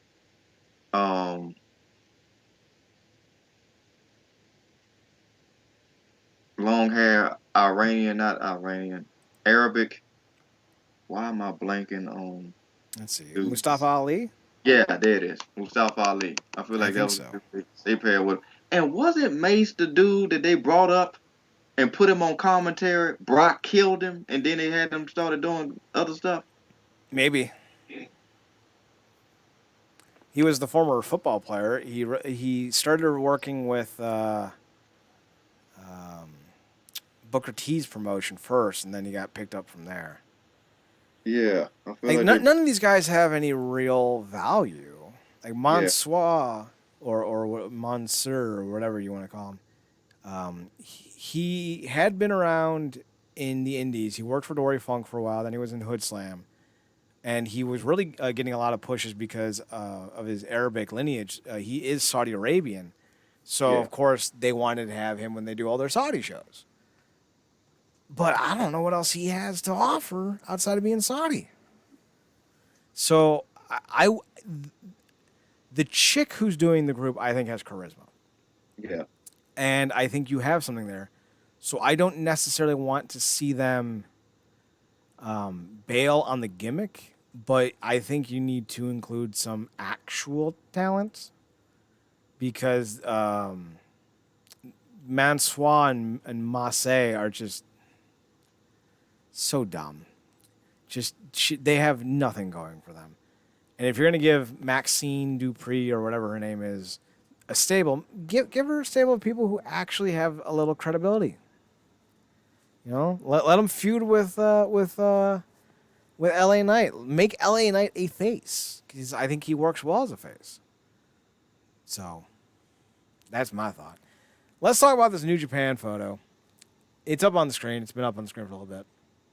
It's not a ring. If you thought it was, I wouldn't blame you. It's a belt. It's a new title belt. It's the New Japan Wrestling Television Championship. Although I don't see where it says television on it. Maybe on the sides. Oh God, it's they got a TV screen on the side with a play button and the New Japan emblem.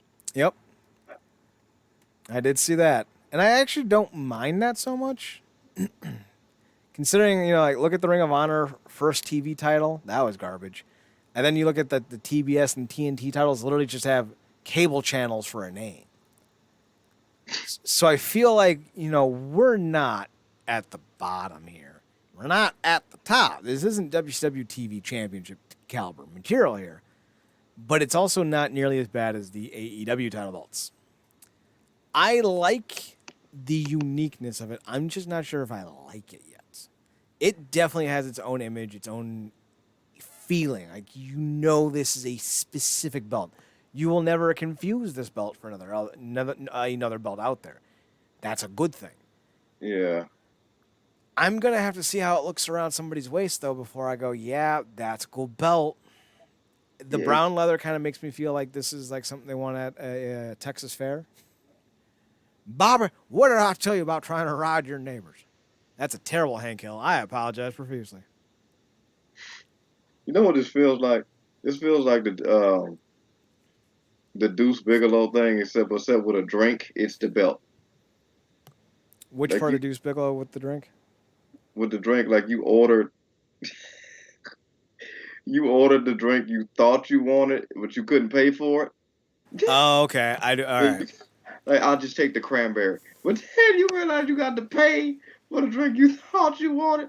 Like this feels like a custom belt a fan put together because he didn't have it to get the actual in the world title for New Japan, Mm-hmm. and he put this together. Like you said, it's not the worst thing we've ever seen, but it's like I don't know what's the creative narrative behind these new belt designs. Like the best looking belt they had, even when they had their classic uh, titles a few years back, the best looking belt was the IC title. Well, of the new ones, like their heavyweight title, I thought was still the best, but the IC belt would look great too. Yeah, it was phenomenal. Yeah, like you said, the heavyweight was classic, and then you had the nameplates on the side, and that was brilliant. But the IC with that white strap, it was just brilliant to me. But then they combined them, and then you got this new. championship, which is a bit gaudy for my taste, but um, do I your thing. And with this, I don't know, I man. don't like the shape of the heavyweight title. Like Yes, man. the crown lightning bolt eagle thing they're going for. Yeah, Not a fan. But this kind of like makes me feel like the first Ring of Honor world title with the more block formation. yeah, So I like that. I like that the title belt faceplate is unique because usually it would all be centered. Clearly, it's not, and I don't know if I like that or not. But I don't know if I don't like it. Like it's making me feel things. So like they definitely did something right. So yeah. Like you said, it's definitely not one of the things you can be in the middle on. We just got to see it in motion and on somebody to get a really good feel of it. But first off, like you said, it is unique. But to a lot of your points tonight, just because something stands out, don't mean it's good. bingo. So lastly, we you wanted to talk about this a big update in the 2K tattoo artist situation. So if you don't know this, this is actually the second time I've heard of this lawsuit going through. The first time was with NBA 2K, the basketball game. This is referencing WWE 2K. A tattoo artist by the name of Catherine Alexander won a lawsuit after she sued WWE 2K for failure to receive compensation for the designs of the tattoos she applied to Randy Orton. We've seen this in the past with the NBA, and the ruling was basically the minute you put it on skin, you lose any authenticity or rights over it. However, this judge had a different point of view. According to Kotaku, so excuse the site, this is the only one I could find that actually made sense. Back in 2018, tattoo artist Catherine Alexander filed a lawsuit against Take-Two, claiming the video game publisher used her tattoo designs on models of Randy Orton in the WWE 2K games without permission. Those designs, which include tribal tattoo skulls, a Bible verse, and a dove and a rose, all featured on Randall Keith Orton's Viper-like frame. According to the deposition, Alexander claimed WWE contacted her offering to pay her $450 to use Orton's faux tattoo sleeve design for merchandise, which she turned down. According to Video Games Chronicles, Take-Two argued that its reproduction of Orton's tattoo was fair use in order to recreate Orton in the WWE 2K video games. Turns out the jury at the U.S. District Court Southern District of Illinois didn't buy the argument and ruled that Alexander was entitled to compensation. There we go. She will be rewarded $3,750 in damages. This isn't the first time that a video game company, let alone Take-Two, has been sued for not asking for permission before replicating a celebrity's tattoos in a video game. Back in 2016, Take-Two was sued by tattoo artist Solid Oak Sketches, who owns copyright for tattoos they done for LeBron James and Kobe Bryant, for using LeBron James tattoos in 2K games without permission. In that instance, 2K won the case. King James even chimed in on this legal scuffle, saying, "I always thought that I had the right to license what I looked like to other people for various merchandises, television appearances, and other types of creative works like video games." So, there it is. This is going to be something that's going to be appealed. I guarantee you, because this is a lower court, Marcus. This is not a final say, and it's a jury claim. So you can keep going up the ladder if 2K wants. They can either pay the less than $4,000 and open themselves up to future lawsuits because now there's precedent, or you can keep challenging this until it gets overturned.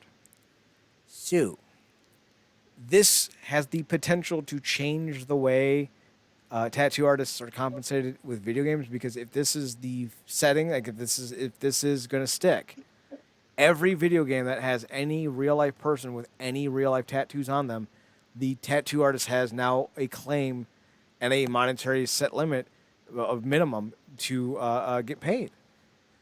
So it's either going to be a situation where 2K and other video games decide to continue to fight this in order to make sure that they don't have to keep paying thousands and thousands and thousands of dollars to various tattoo artists. Because you look at the NBA, they got a lot of tattooed guys.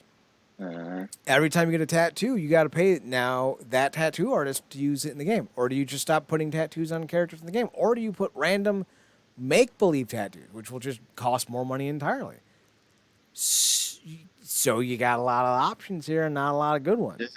And because of the egregiousness of extremes with seeing things go with society, I think I was telling you about this story that I had briefly come across where, like, I think a guy, and it might have been in, I think, China or something. The guy sued his girlfriend or wife, took him to court because the baby they had came out looking like she used to look before all the surgery she had. Yep. And he won because it was China and they're weird. Yeah, and I'm sitting there like, you talking about, like, obviously with LeBron, he's like, once it's on me, technically it's a part of me, Mm-hmm. my body, my person, and all that. But I'm like, how does far that extend? Do you see somebody? Does a doctor see this and be like, well, technically it's my work. That's a part of her. Those are my, implants. Like how how ridiculous things can get. Like you're putting her on in the merchandise or whatever, and those butt implants or those that boob job is technically my form of art. Like how far could this possibly reach? And You that know. and, that, and that's the scary thing. You know, Yes. like one of the things we're seeing, especially like with the overturning of Roe v. Wade, there are so many minor nuances that are now going into all these new laws that are coming out within all these states. And one of the Yeah. things that keeps popping up is like in Florida, they've been doing this year long or not year long, but yearly evaluation for female athletes in high school. And some of the things they ask you, like if they're optional questions, but like when was your last period? How was it? Like because one of the things that as a trainer, as a medical professional with athletes, you have to check all systems within the athlete. I know when I went and got my physical for playing football, I had a turn and cough. It's what you did. So Yeah. now they're like, if you sign up to do and answer these survey questions for your physical, it's through an automated service now, not an automated service, a digital service. Excuse me. It's through a digital service now, and under Florida state law, they can subpoena that information and build a case against you, whether you've ever had an abortion or not. And like Yeah. the idea of this specific tattoo claim breaching out and including plastic surgeries, merchandise, designs of any sorts or kinds. It's now a Wild West situation. Yeah. If And I'm 2K, I'm fighting this because at the end of the day, it might be cheaper to take this all the way to the Supreme Court than it would be to pay thousands of dollars to every single tattoo artist out there who have, by the way, already been paid for their work, than to have to pay all these other people all this extra money or spend the time and money to make up fake tattoos that look passable in these games. So this is going to be an expensive situation. It's not going to be one that's it's over quick. the way that it can get messy, because then if you come up with fake tattoos, the fans are gonna be complaining about authenticity, but then like then it's a legal issue Mm-hmm. because like we can't you know uh do the real tattoos, or it's gonna be too much unnecessary money paid out, and we just trying to see if we can make money off the game in general. Then, like I said, keeps going to elevate for the tattoo artists. Where does it stop? You got UFC games, basketball games, other situations. Like I remember when the Def Jam games come out, you have rappers in those games with the text. If they do, another version of that or what have you, it's just that line is gonna get goalposted to hell. Like you said, if they don't probably try to take a stance on this, because it kind of reminds me of in the first Fast and Furious, like they was like we gotta stop these truck hijackers, or are they gonna start shooting back? You know what I'm saying? So you got Mm-hmm. to, gotta stop this bleed before it gets out of hand. Because if it starts, ain't gonna be nothing. You ain't gonna be able to put this genie back in the bottle, man. If they realize they can get paid and then constantly keep getting paid, man, it's gonna go up. And that's the concern because you're now looking at a lot of situations where you have to worry about long-term financial viability because if you're paying every tattoo artist $4,000 for every tattoo that is on these players or on these characters or what have you, then you're going to run out of money real fast. Not only that, but there also needs to be a distinction. Is she getting paid for her tattoo work, as in her craftsmanship, her skin to tip creativity, or is she getting paid for the designs that she came up with prior? Because that will again kind of set the tone. Because if you're just a tattoo artist doing stuff out of a book from somebody else's designs, you don't have any legal claim to that. But if it's specifically about her designs that she created for Randy Orton, then you may be able to just let this one go, because then you can just take stock tattoos and put them on people, or argue that because these are common tattoos that you don't need to worry about it. But again, these are all very deep, very complicated, very very intriguing questions that need to be sussed out over time, because this is copyright law and it ain't easy to get into. So if you're a fan of law, if you're a fan of like all that kind of stuff, like with lawyers and courtroom dramas and all that, keep an eye on the story, because it's not going away. I guarantee you it's probably not going away. I don't know if they filed appeals, but I would have. Let's see. According to the deposition, this is the first time. So there's no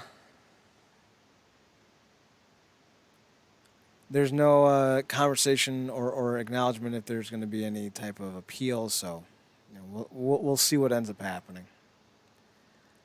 All right, Marcus, that's all I got for this week. Unless you got anything else you wanna say. No, that's it, man. This was just like a clean run through. First test. Good stuff. Yeah, we used screen capture. My internet improved during all of it. By the way, my streaming never dipped. We're here. Now we can even do better uploads too. So that's gonna be something that I'm looking forward to trying out and doing. The AT&T shackles are off. Yeah, now we live under the umbrella of Verizon, so hopefully they protect me under their umbrella. Ella. So with that being said, we're gonna wrap it up. Be sure to check us out on the website, realnerdcorp.com, realnerdcorp.com. We're on Twitter, nerdcorp. We're also on our personals. Mark's going to be found on Paradox Kid, PARADOXKID. That's me. He also has another show if you want to go check it out. It's called The True Penny Show, TruePennyShow. That's on Twitter, at True Penny Show on Twitter. They talk New Japan. They talk about domestic wrestling. They talk about indie wrestling. They talk about all sorts of Japanese wrestling. They go across the gamut. They're worth checking out if you need more podcasting fun. You can also find me on my personal Twitter account at Chad Nerdcorp, CHEDNERDCORP, and on the Instagram at Chad's Photo at CHEDSPHOTOHUT. Be sure to check us out next Monday. We'll be doing another show. I don't know what we're going to be talking about. We'll probably be looking at some top tenors, I'd imagine. We may just be doing those as an upload now because we have that ability. I don't know what we're going to do. This is a brand new life that we got here. Brand new era. The high-speed internet era. The 5G era. Ooh, it's going to get funky. So for Marcus Green, I'm Chad Portal. Thanks for tuning in. Thanks for checking us out. Thanks for giving us a chance. Remember, as always, to watch more wrestling. And as always, Marcus, take us home. Good night, me.